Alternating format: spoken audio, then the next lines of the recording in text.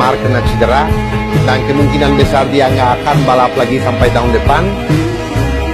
Marco Bezzecchi sudah minta maaf sama dia dan seperti biasa Marc Marquez gentleman sekali bilang tidak apa-apa.